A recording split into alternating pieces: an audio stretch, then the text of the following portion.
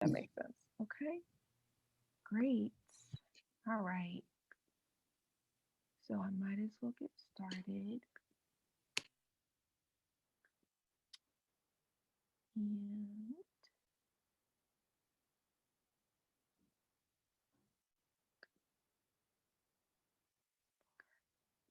okay.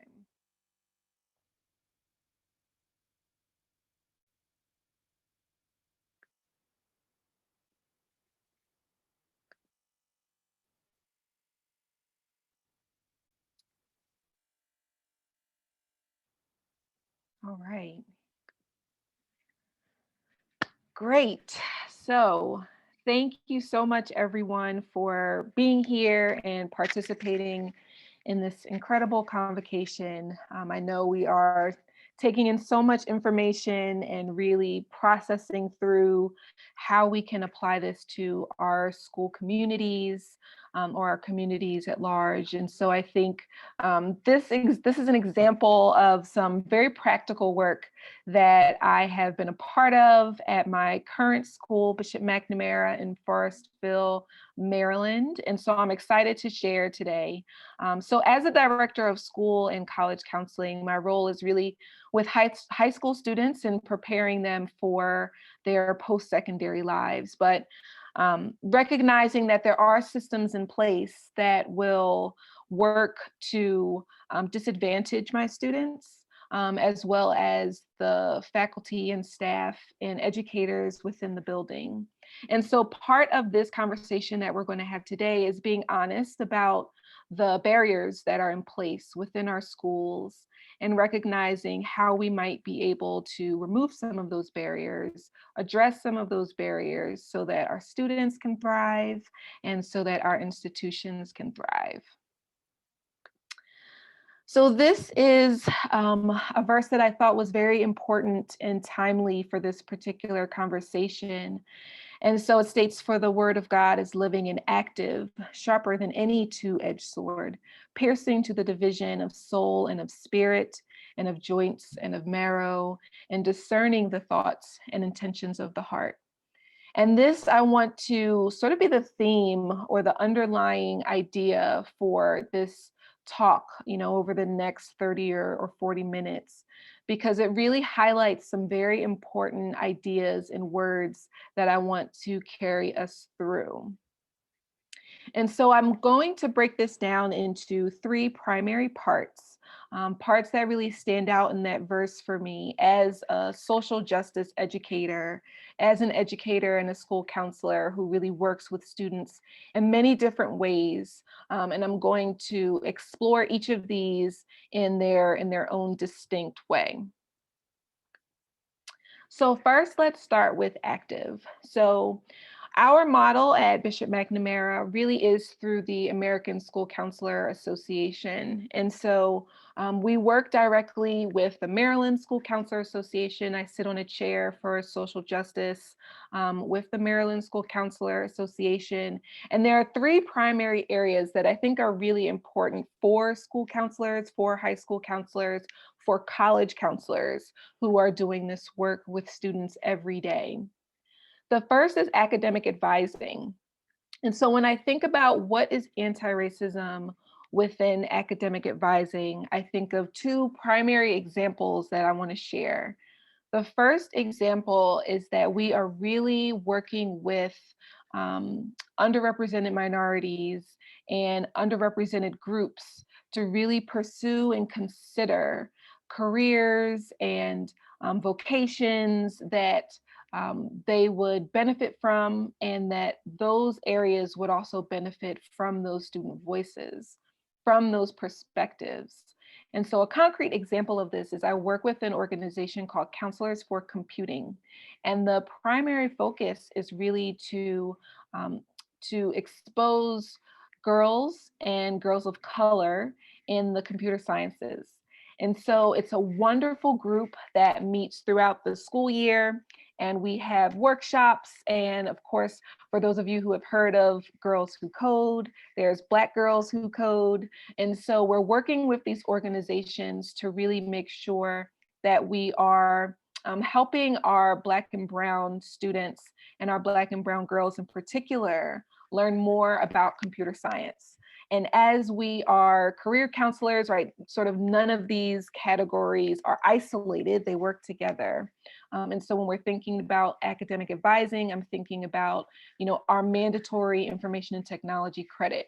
It's mandatory at McNamara. So considering whether or not programs like that are mandatory at your school, and if they're not, how can you make sure that the students who are participating in those courses represent a diverse group? So that's just one example of academic advising and having this lens towards that work. There's also, we have an African dance program at McNamara, which is a beautiful program. And there's a component of dance, there's a component of drumming.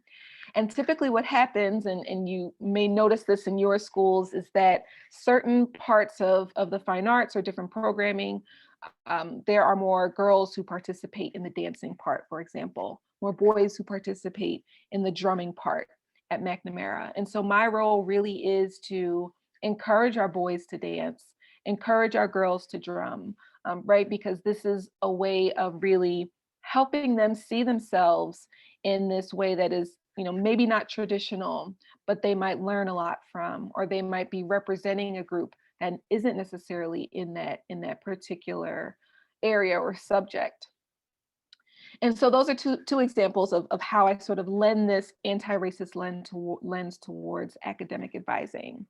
There's also social emotional learning. And so that is something that is really embedded in so much of what we do anyway, right? As counselors, as college counselors and high school counselors, we're talking with students individually. We might be facilitating groups.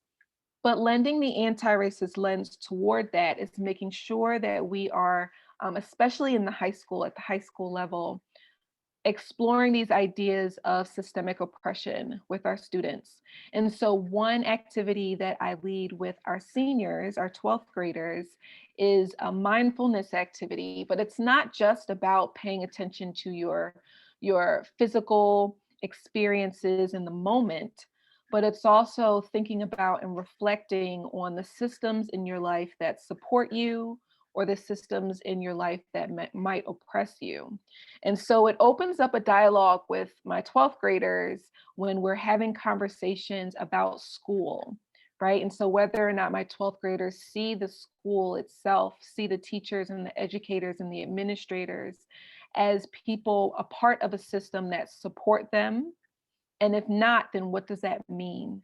What do we need to shift?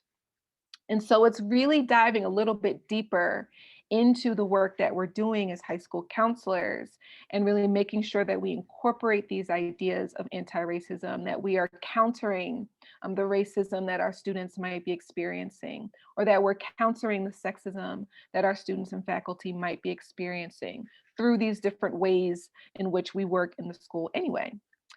And so for college and career counseling, it's making sure that we highlight our HBCUs. We are in Maryland, and so we are in very close proximity to Howard University, where I graduated, Morgan State, Bowie State. And so we're making sure that we are uplifting those institutions every time we have a career fair or we're inviting colleges and universities to our campus. Those are just a few examples of the many ways in which high school counselors are doing this work in their schools.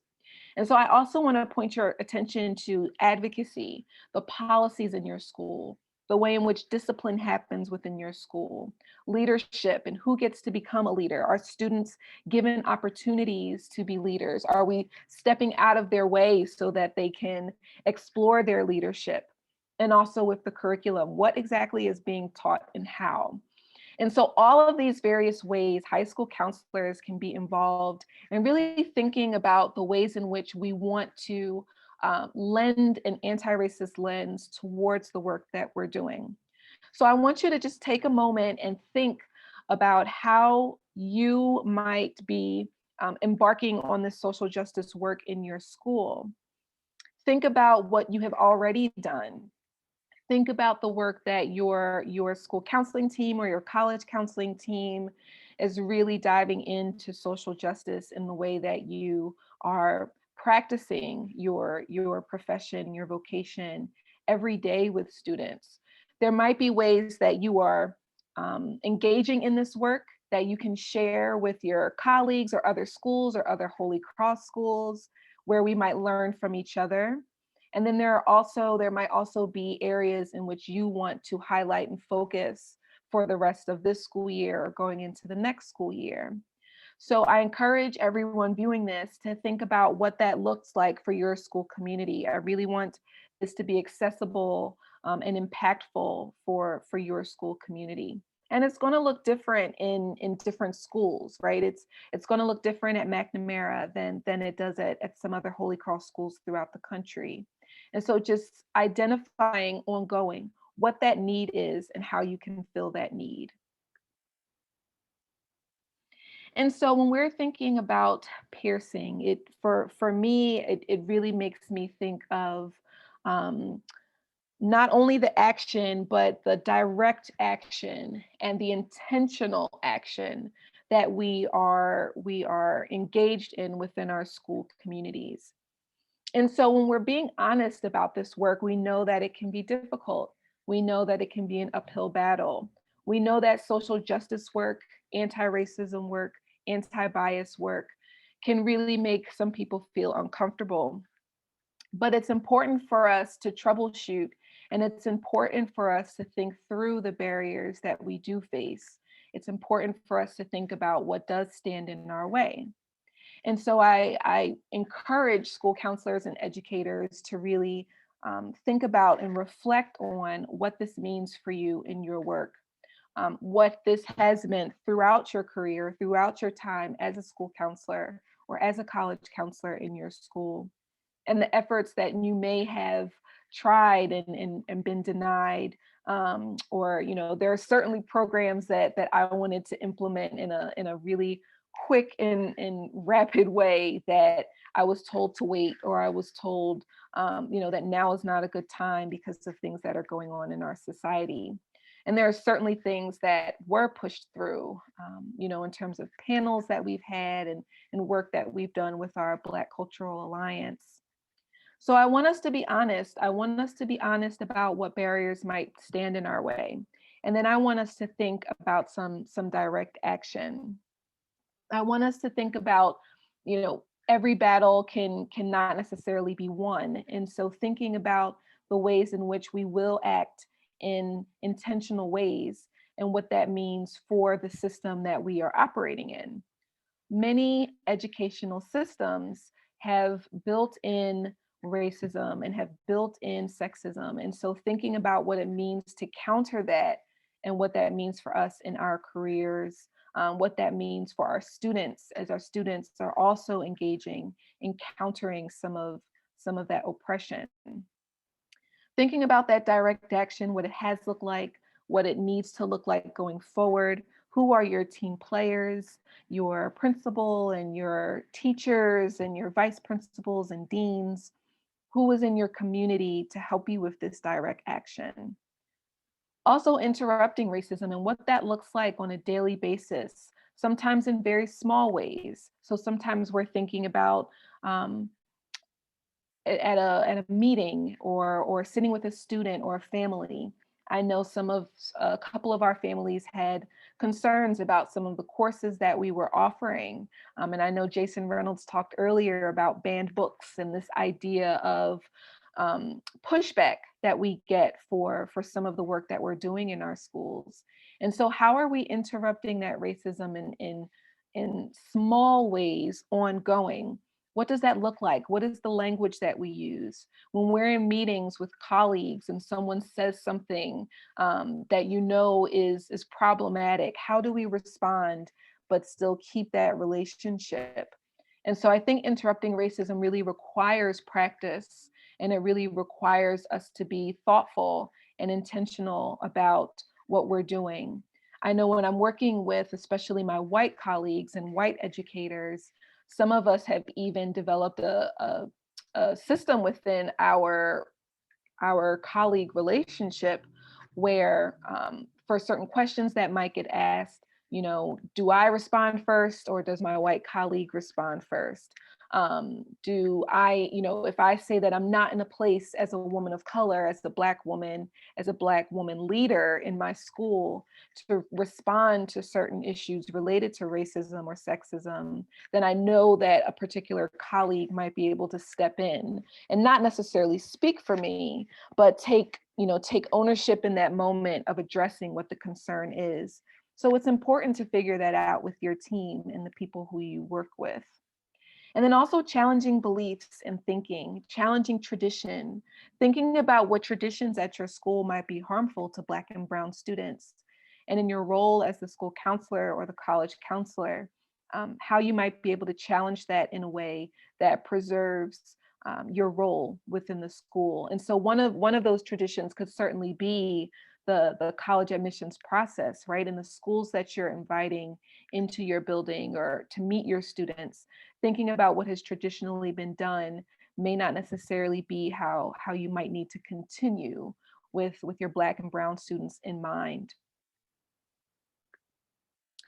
And so list out those barriers. I think it can be wonderfully practical to actually list the barriers that exist in your current system so that you can get a fuller picture of what you are working against. And this is more of when you are going to be confronting these barriers, not if. We know that a part of this process of being social justice educators and Holy Cross educators is that we will face barriers and we will face obstacles, whether they be systemic or individual. And so it's important for us to know ahead of time, and it's helpful for us to know ahead of time what that might look like when we get some of that pushback. And then lastly, I just want to talk briefly about discernment because it's important for us to think about this work in its totality.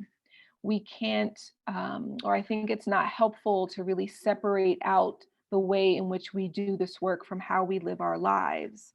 And so when we are acknowledging the barriers and we're planning our action steps, when we are navigating our school system, when we are caring for ourselves in the meantime, caring for each other, our other educators, our students, especially, we are really doing this in a very lived and active way, where in the moment we do have to decide which battles to pick. In the moment, we do have to decide and discern how we're going to engage with a particular colleague or family. And so it can be complex work. And in the middle of all of that, at the center of all of that, is ourselves and how we are experiencing this work as human beings, how our students are experiencing us as their counselor. And so it's important for us to really see that discernment as a skill that we develop, and as a voice that we really pay attention to and make sure that we are connecting with as we are educators and as we are counseling our students. And then to also make sure that we're spending time being reflective. I know there are a couple of times that I can think of that I'll never forget when I really reflected on a situation or how I responded to a student, and I thought that was more harmful than helpful. And so what can we do and what can I do to repair any damage that was done because of, not necessarily knowing as a early practicing counselor what I know now after 8 years of working with students. And so when and how do we know if our actions are harmful? And what does that look like? And how will we know? Will our students trust us enough to share with us that what we shared was not helpful, or the actions that we took were not helpful? And then what do we do with that, right? Moving forward and thinking about the counselors that we want to be and the counselor that we want to become as we continue on this journey and we continue growing within this profession, knowing that we can be introspective and that we can be open and receptive to feedback from our students and from our colleagues, so that we can continue this work ongoing and that we can get better at this work ongoing. And so the PowerPoint for this, or the slides for this presentation are available to attendees. I have linked some information that might be helpful, a resource list that we have curated in the Maryland School Counselor Association, and some resources through the American School Counselor Association that, regardless of whether you are a member or not, you should have access to some of those resources to help strengthen your school counseling or your college counseling program, with an anti-racist and anti-bias lens. Um, but as we conclude, just thinking about what aspect of this really resonates for you in your work within your school. I know so many Holy Cross schools are doing incredible work. Some of you I have worked with throughout the year, so I'm hearing about the work that you're doing, and how you're pushing these ideas forward with your students, supporting your teachers and your colleagues. So I know that many of you are already doing this work. And in what ways are you celebrating the work that you're doing? Because I think, in my question to Jason Reynolds earlier, I did ask about joy, because it's such an important part of this work. We need to have hope. We need to have joy in order to continue this anti-racist work. It can be difficult, but there are so many accomplishments, so many discussions, and so many aha moments that we share with students and with families that really make this work worth celebrating, that I think it's important to keep that in mind as well. So collectively, ongoing, we have so much hope to bring to our schools as counselors. I really want us to be empowered to make sure that we are, fully immersed in this work. And this work includes taking care of ourselves and taking care of each other. So I hope that this presentation really makes you think about the ways in which you want to continue anti-racism work within your school, but also to know that you're not alone in doing this work, and that we can work together as Holy Cross educators to make sure that this work is really impactful in our school communities. So I thank you for being with me. Thank you for taking out time to listen. And my contact information is here if you ever want to reach out and collaborate. I'm sure our students would love to get to know each other over time. And there's so much work that we can do together. I'm excited to work with you. I'm excited to be here for this convocation, and I hope that we can connect in the future. Thank you.